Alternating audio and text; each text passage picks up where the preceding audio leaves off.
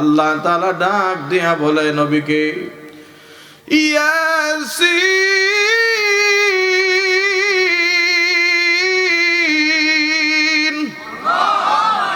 আল্লাহ রাব্বুল আলামিন আপনার আর আমার নবীরে ডাক দেয় তাহা। আল্লাহ আপনার আমার নবীকে ডাক দিয়া বলে, ইয়া আইয়ুহাল মুদ্দাথির, ও চাদরওয়ালা নবী, কুম ফাআনজির, তুমি উঠে দাঁড়াও আর আমি আল্লাহর একাত্মবাদের ঘোষণা মানুষের সামনে দাও। এতদিন যেই নবীকে আল আমিন বলে বলে মানুষ ডাকে রে, আজকে ওই নবী রে এরা ক্ষতিগ্রস্ত বলে ডাক দেয়। আস ইবনে ওয়াইল নবীরে ক্ষতিগ্রস্ত বলে, আবু জাহেল নবীরে ক্ষতিগ্রস্ত বলে ডাক দেয়। আল্লাহ রাব্বুল আলামিন পয়গম্বরকে বলে, নবী গো, মনের মধ্যে কোনো কষ্ট নিও না, এই বেঈমানদেরকে, বেঈমানদের জবাব আমি আল্লাহ তোমার পক্ষ থেকে দিব। কারা ক্ষতিগ্রস্ত নবী, এই জবাব তো আমি আল্লাহ দিব। আল্লাহু আকবার বলেন। আল্লাহর নবী, বিশ্ব নবী, রাহমাতুল লিল আলামিন পয়গম্বর মুহাম্মদুর রাসূলুল্লাহকে সূরাতুল আসর নাযিল করে আল্লাহ বলে, ওয়াল আসর, নবী সময়ের শপথ, ইন্নাল ইনসানা লাফি খুসর, এই দুনিয়ার সমস্ত মানুষগুলো ক্ষতিগ্রস্ত। একটা সওয়ালে মুকদ্দার হয়, আমরাও তো মানুষ না, মানুষ না আমরা? আল্লাহ যে বলছে সবাই ক্ষতিগ্রস্ত, তা আমরাও তো তার ভিতরে আছি। এই প্রশ্ন জাগ্রত হয় না?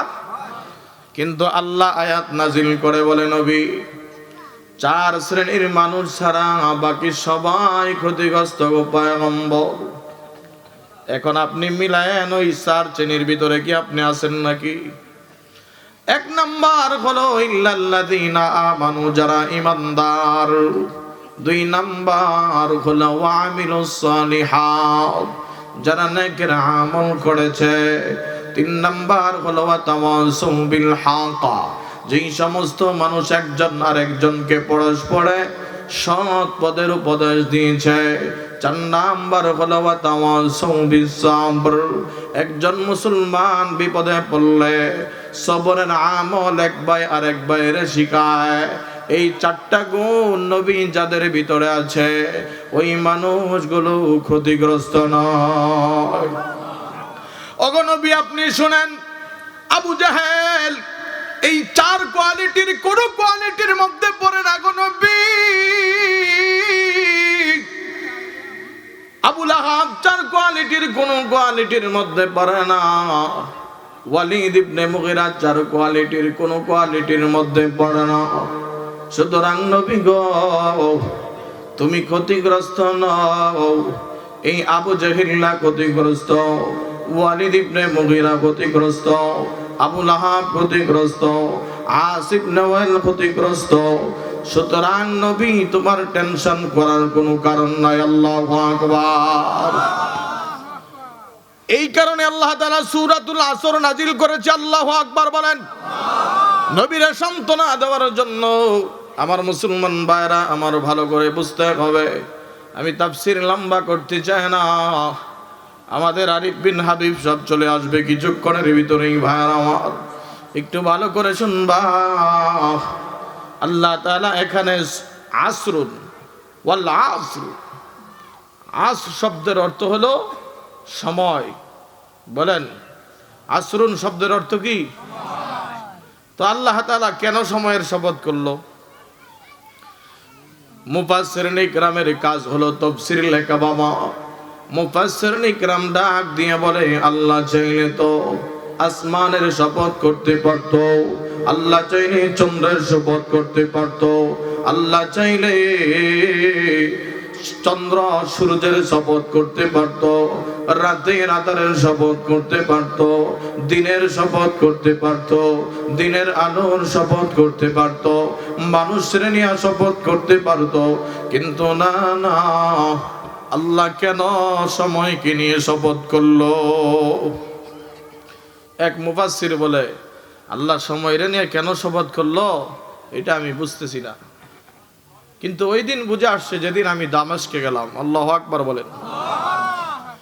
আমি দামেস্কে যাওয়ার পরে আমি দামেস্ক শহরের মধ্যে তাকায় দেখলাম একজন বরফ বিক্রেতা বরফ বেচতেছে, কিন্তু দীর্ঘদিন পর তার এক বন্ধুর সঙ্গে মোলাকাত।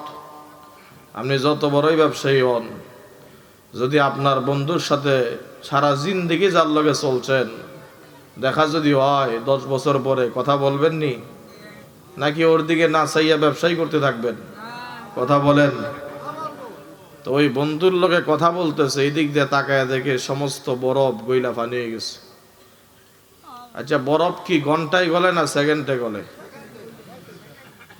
তখন মুসান্নিফ ডাক দিয়া বলেন, আমি তাকায়া দেখতেছি বরফ গলে পানি হয়ে গেল। আর বরফ বিক্রেতা দামেস্কের শহরের লোকদেরকে ডাক দেয়, আরহামো, তোমরা কে আছো, আমার উপর একটু দয়া করো। আমি এমন একজন পণ্য বিক্রেতা যার পণ্যগুলো অহরহর গলে যায়, আমার উপর একটু রহম করে নাও। মুসান্নিফ বলে, ওই দিন আমি বুঝছি আল্লাহ পাক কোন কারণে সময়ের শপথ করলো। উনি ডাক দিয়া বলে, রে দুনিয়ার মুসলমান, বরফ যেমন সেকেন্ডে সেকেন্ডে গলে যায়, তোমার আর আমার জিন্দেগির হায়াত সেকেন্ডে সেকেন্ডে ফুরায় যায়, গলে যায়। কথা বলেন ঠিক না ঠিক? এ মুসলমান ইমানদার, এই জন্য বাবা আল্লাহ সময়কে মূল্যায়ন করেছে। আজকে যুবকদের দিকে তাকাইলে মনে হয় ও সময়ের গুরুত্ব দেয় না, আল্লাহকে পেতে চায় না, মসজিদের মিনার থেকে আজান হয় আসতে চায় না, মাহফিলের ময়দান থেকে ডাকা হয় আসে না। কথা কোন ঠিক না বেটি? আল্লাহ তাআলার আদালতে দাঁড়ায় ওই দিন কি জবাব দিবা একটু চিন্তা করছো? আল্লাহ যদি জিজ্ঞাসা করে, যুবক এই যে সময় নামক নিয়ামত আমি আল্লাহ তোরে দিছি, দে আমি আল্লাহর সময়টা আমারে বুঝায় দেই, পারবেন? আমার মুসলমান ভাইরা, আমি আলোচনা লম্বা করতে চাই না, একটু ভালো করে বুঝবেন বাবা। ইল্লাল্লাযীনা আমানু, আল্লাহ কেন বললো যারা ইমানদার তারা ক্ষতিগ্রস্ত না? এটা কোন ইমানদার? আপনি আর আমি তো এমন ইমানদার, বাংলাদেশের প্রত্যন্ত অঞ্চলে আমরা ঘুরে ঘুরে বয়ান করি ভাইরা আমার। ওই যে নেত্রকোনার বিভিন্ন অঞ্চলে, সিলেটের প্রত্যন্ত অঞ্চলে যখন আমরা যাই, শুনি ওই এলাকার মানুষেরা খ্রিস্টান মিশনারির হাতে তারা টাকার বিনিময়ে বিধর্মী হয়। আরে ভাই, ইমান ইমান কোনো বেচার জিনিস না, ইমান এটা বিক্রি করা যায় না। কথা বলেন ঠিক না বেঠিক? ইমান টিকায় রাখার জন্য নিজের বাড়ি ছাড়া যায়, নিজের এলাকা ছাড়া যায়, নিজের মা বাবা ছাড়া যায়। ইমান টিকায় রাখার জন্য যদি প্রয়োজন হয় নিজের বিবি পর্যন্ত ছাড়া যায়, নিজের রাজনীতিকে 3 তালাক প্রদান করা যায়। কথা কোন ঠিক কিনা? তারপরে ইমান নামক দৌলত ছাড়া যায় না। আপনাকে আমাকে আল্লাহ তাআলা যদি চাইতো হিন্দু বানায় পাঠাইতে পারতেন। আল্লাহ তাআলা যদি চাইতো একটা নিকৃষ্ট কুকুর বানায় পাঠাইতে পারতেন। ঠিক কিনা বলেন? আল্লাহ চাইলে একটা শুয়ার বানায় পাঠাইতে পারতো, কিন্তু না না, আল্লাহ তোমার আমারে বড় ভালোবাসা আশরাফুল মাখলুকাত বানাইয়া মুহাম্মদুর রাসূলুল্লাহর উম্মত বানাইয়া মুসলমান বাবার ঘরে জন্ম দিছে। আল্লাহু আকবার বলেন। এই জন্য বুঝি ইসলামের গুরুত্ব বুঝো না রে মুমিন, একটু ভালো করে শুনবা। তোমার আর আমার ইমানের অবস্থা যদি ওই যে খাব্বাব রাদিয়াল্লাহু তাআলা আনহুর মতো হইতো, বিলালের মতো হইতো রে, হযরত সুমাইয়া রাদিয়াল্লাহু আনহার মতো হইতো, তখন বুঝা যাইতো তুমি আর আমি কেমন ইমানদার। কথা বলেন ঠিক কিনা? হযরতে সুমাইয়ার কথা বুখারী শরীফের মধ্যে বর্ণনা করা হলো। আবু জাহেল শুনেছে সুমাইয়া কালেমা পড়ে নবীর হাতে মুসলমান হলো, সন্তান আম্মারও মুসলমান হয়ে গেল। এ বন্ধু দিনটা নরম করে শুনবা। আবু জাহেল রাস্তার মধ্যে গতি আটকায় দিছে, বলে সুমাইয়া শুনছি মুহাম্মদের কালেমা পড়ে মুসলমান হইছো। কয় হ্যাঁ।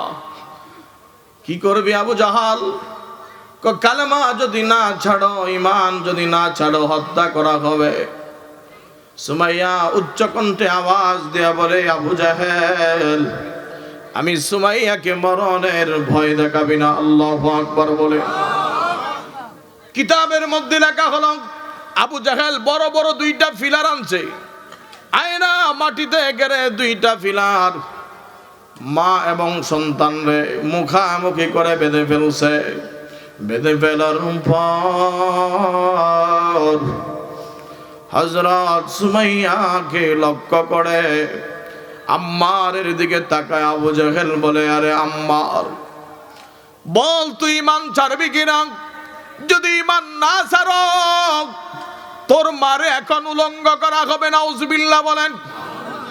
উচ্চ কণ্ঠে ঈমানি আওয়াজ দিয়া সুমাইয়া ডাক দেয়,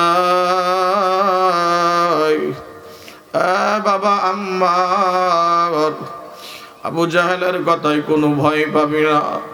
আমরা এমন নবীর কালেমা গ্রহণ করেছি, এমন আল্লাহর কালেমা গ্রহণ করেছি বাবা, যেই কালেমা কোনোদিন ছেড়ে দেওয়া যায় না। ঠিক কিনা বলে? সন্তানরে নসিহত করে ডাক দেয়া বলে, আম্মা আমি এমন কাপুরুষ সন্তান জন্ম দেই নাই, আমি এমন বিধু সন্তান জন্ম দেই নাই রে। আমার পেটে এমন কাপুরুষ সন্তান গ্রহণ করি নাই যেই সন্তান আবু জাহেলের ভয়ে ঈমান ছেড়ে দিবে, একজন বেঈমান জালেমের ভয়ে ঈমান ছাড়বে। বাবা তুই তোর জায়গায় ঈমান নিয়া অটুট থাকবি। এই কথা শোনার পরে আবু জাহেল রাগান্বিত হয়ে গেল, বলে আম্মা তোর সামনে তোর মাকে উলঙ্গ করা হবে। যখন আবু জাহেল